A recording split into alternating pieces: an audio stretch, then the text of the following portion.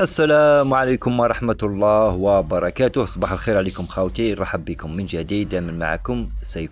شوفوا كالعادة أنا دائما نتبع الطيور تاعي في السلاكة، خاصة الفيرخ. معناتها كي تخرج الفيرخ عندي نبقى نتبع فيهم. شفت أنه 3 فيراخ راه يطير والرابع مازال في الأرض. معناتها كاينة حاجة، كيبا عنده 3 أيام مازال في الأرض يجري، مازال ما فكرش يطير.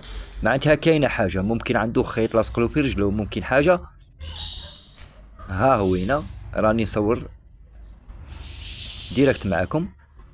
شوفوا واش لقيت قبيله، شوفوا واش لقيت خاوتي. ها هو هنا. هذا انا كنت حاسبه الصغير، كنت حاسبه قرد العش. قلت مازال بيناتهم ديفيرونس تاع 3 ايام ولا 4 ايام، مازال ما يطير.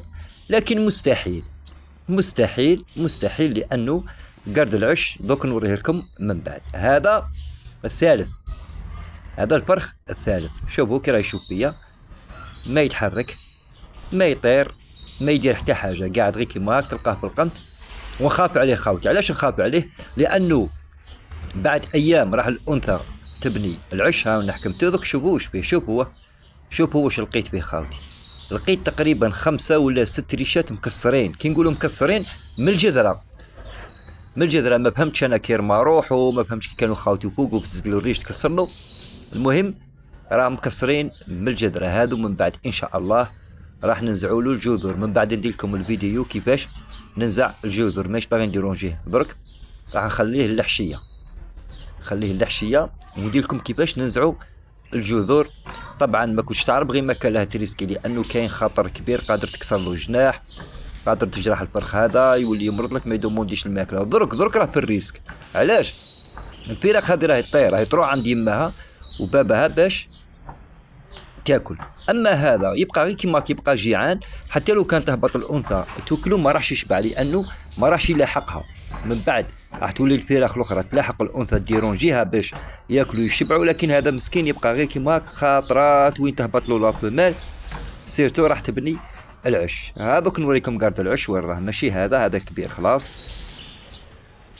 هذا جهنم هذا. ها وقرد العش هذا هو. رجعت نوضحوا الصورة. ها هو هذا هو الصغير خلاص، ماشي هذاك اللي كنا نشوفوا به دروك. معناتها هاو الصغير راه يطير، هذاك فيه مشكلة خاوتي. تبع السلاكة نتاعك حتى في الكاجا، غير تشوف فرخ ما يتحركش مليح، منا ما يطيرش، ما يطلعش فوق الباطومة، معناتها كاينه حاجه. روح ديريكتومون فيري بيه، بالك راه داير على رجلو خيط، بالك راه مكسر له جناح، بالك راه مكسرت له الريشات. على الاقل تقدر تداركو. دروك ديجا راه دار لي مشكل، دروك على بالكم بلي دار لي مشكل. حتى لو كان نزع الجذور ما راحش يطير، راح يبقى مده طويله باش ينبت الجناح هذاك. معناتها لازمني نتهلا فيه. وشكرا.